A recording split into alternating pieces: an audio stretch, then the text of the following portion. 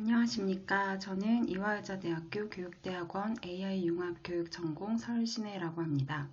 저는 오늘 플라스틱 팬데믹에 대처하는 AI의 자세라는 주제로 AI 융합 수업 사례에 대해서 발표하겠습니다. 목차는 다음과 같습니다. 먼저 수업 개요에 대해서 말씀드리겠습니다. 이 수업은 총 3차 시로 구성되어 있는데요. 1차 시에는 사회교과와 정보교과를 융합해서 빅데이터 분석을 활용한 플라스틱 팬데믹 현상에 대해서 탐색하는 활동입니다. 2차 시에는 기술 가정과 정보교과를 융합하여 재활용이 되는 플라스틱과 그렇지 않은 플라스틱을 분류하는 학습 모델을 만드는 활동을 하게 됩니다. 3차 시에는 2차 시에서 만들었던 학습 모델을 활용해서 인공지능으로 재활용이 가능한 플라스틱을 분류하는 프로그램을 만드는 활동으로 구성되어 있습니다. 이 수업의 학습 목표는 코로나19로 인한 플라스틱 폐기물의 증가 문제를 빅데이터 분석을 통해 탐색해보고 인공지능을 활용해서 플라스틱의 올바른 분리 및 재활용을 돕는 프로그램을 만드는 것입니다. 각 연계된 교과의 성취 기준은 다음과 같습니다. 먼저 1차시 수업입니다. 1차시 수업의 주제는 빅데이터 분석을 활용한 플라스틱 팬데믹 탐색 활동입니다. 이 수업에서는 빅데이터 분석 활용 도구를 사용해서 코로나19가 플라스틱 폐기물에 어떤 영향을 주었는지를 분석하고 이를 시각화하여 나타내는 것입니다. 그래서 온라인에서 학생들이 쉽게 접근할 수 있는 빅카인즈나 썸트렌드, 네이버 데이터랩과 같은 빅데이터 분석 도구를 사용하게 됩니다. 먼저 도입 단계에서는 뉴스 동영상을 통해서 플라스틱 폐기물이 왜 증가했는지를 생각해 보는 것입니다. 그리고 나서 빅데이터 분석을 활용한 문제 탐색을 하게 되는데요. 지금 그림에 제시된 것처럼 빅데이터 분석 도구에서 키워드를 입력을 하면 이 키워드가 온라인상에서 얼마나 언급되었는지 그 변화량을 이렇게 시각화해서 볼 수가 있습니다. 그래서 학생들이 각자 주제와 관련된 키워드를 설정을 한 다음에 뉴스 기사의 양이 어떻게 변했는지 탐색을 해보고 또는 이 주제와 관련된 연관어들은 어떤 것들이 있는지 이런 빅데이터 분석 도구를 활용해서 탐색을 해볼 수가 있습니다. 그래서 그 결과를 시각화해서 나타내보고 해석을 할 수 있는데요. 지금 보시는 예시는 학생들이 수업 시간에 탐색한 예시를 가져온 것입니다. 이 학생의 경우에는 플라스틱 재활용이라는 검색어를 사용해서 뉴스 기사량이 2020년 하반기부터 2021년 상반기까지 어떻게 변했는지를 그래프로 나타낸 것인데 보시다시피 플라스틱 재활용에 대한 뉴스 기사량이 꾸준히 증가했다는 것을 알 수가 있었습니다. 두 번째 예시는 배달 음식과 플라스틱이라는 두 개의 제시어를 가지고 언급량의 변화를 분석한 그래프입니다. 그래서 배달 음식과 플라스틱이라는 키워드를 가지고 언급량을 비교 분석해 봤을 때 그래프가 완전히 일치하진 않지만 비슷한 경향을 보이고 있다는 것을 알 수가 있었고 이것으로 인해서 우리가 배달 음식을 많이 먹게 되면서 플라스틱의 사용량도 함께 늘어나고 있다는 것을 유추해 볼 수가 있습니다. 세 번째 예시는 워드 클라우드로 플라스틱 팬데믹에 관련된 연관어들을 나타내 본 것인데요. 보시다시피 코로나19가 가장 크게 표현되어 있는 것을 볼 수가 있습니다. 그래서 학생들이 작업한 이러한 결과들을 바탕으로 플라스틱 팬데믹이라는 표현이 최근에 왜 출현하게 됐는지, 그리고 이 문제를 해결하기 위한 방법이 무엇이 있는지, 또 인공지능을 활용해서 해결할 수 있는 방법은 무엇인지 등을 마무리 활동으로 이야기해보는 수업입니다. 이렇게 1차 시를 마치고 나서 2차 시에는 이제 인공지능을 활용해서 어떻게 이런 플라스틱 문제를 해결할 수 있을지를 생각해보고 재활용이 되는 것과 재활용이 되지 않는 플라스틱을 사람들이 잘 구분하지 못하기 때문에 이를 잘 구분해주는 인공지능 모델을 만들어보는 활동을 하게 됩니다.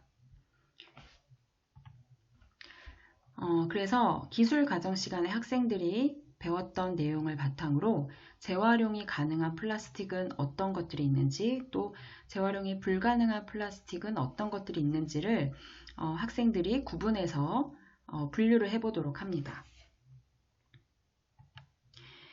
그런 다음에 실생활에서 많이 우리가 사용하는 플라스틱 용기를 예시로 해서 이미지 데이터를 수집하도록 합니다. 그래서 플라스틱의 이미지 데이터를 수집한 다음 이 중에서 재활용이 가능한 것과 재활용이 불가능한 두 개의 클래스로 구분해서 나누도록 합니다.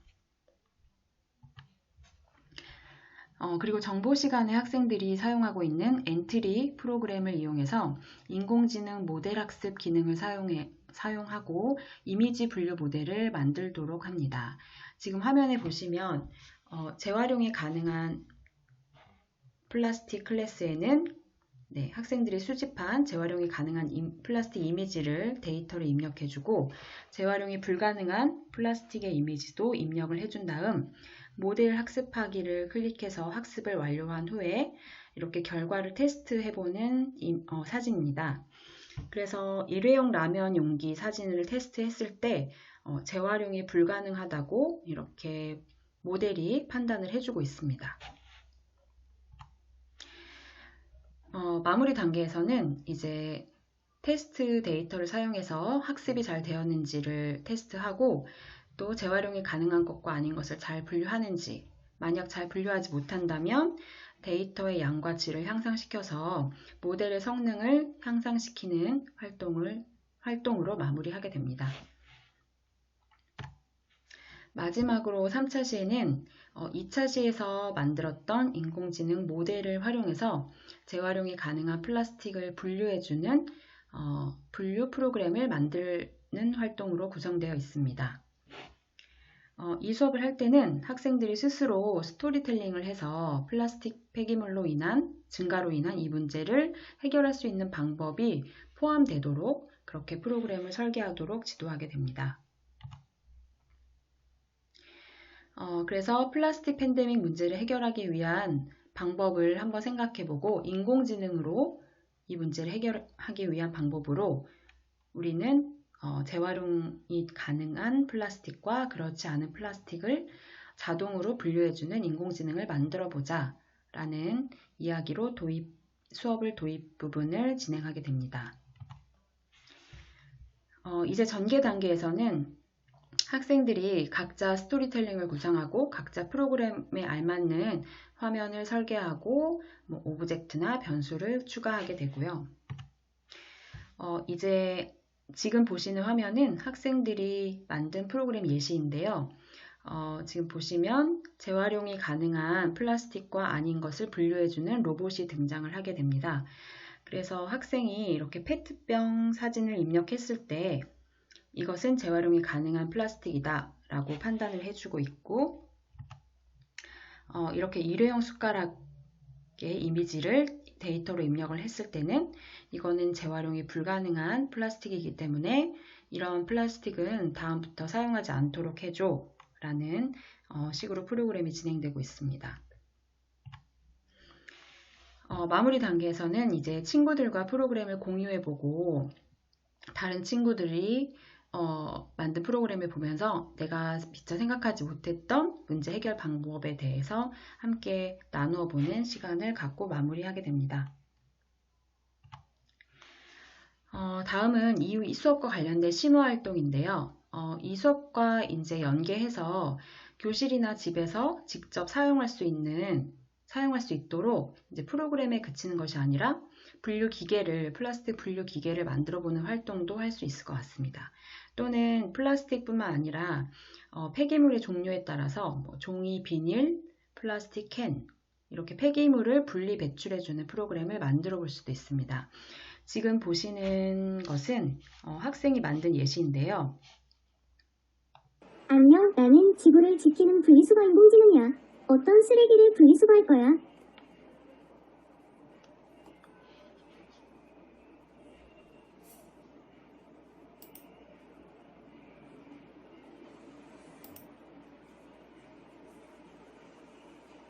이건 캔이야. 캔을 버릴 때는 내용물을 다 비운 다음에 버려야 해. 네, 이렇게 폐기물의 종류에 따라 분류를 해주고 올바른 분리 배출 방법까지 안내해주는 프로그램을 학생이 만들었던 예시를 보여드렸습니다. 안녕. 네, 마지막으로 이 수업의 기대 효과입니다.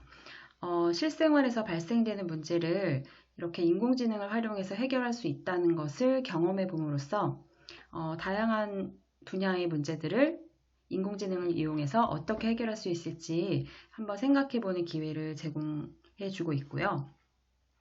또 이 수업 과정에서 학생들이 직접 데이터를 수집하고 학습 모델을 만들어서 프로그램에 직접 활용해 보는 이 전 과정을 통해서 기계학습의 원리를 이해할 수 있고 또 인공지능 프로그램이 만들어지는 과정을 이제 처음부터 끝까지 모두 경험할 수 있다는 장점이 있습니다. 마지막으로 사회 및 기술 과정과 융합해서 수업을 구성해 보았는데요. 이때 사회와 기술 과정에서 다루었던 이런 환경 문제라던가 플라스틱 문제에 대한 주제를 가지고 융합 수업을 함으로써 이 주제에 대해서 다양한 시각에서 접근할 수 있는 그런 융합적인 안목을 형성할 수 있다는 것이 기대 효과라고 할 수 있겠습니다. 네, 참고 문헌으로는 기술과정 교과서와 사회 교과서를 사용하였습니다. 이상으로 발표를 마치겠습니다.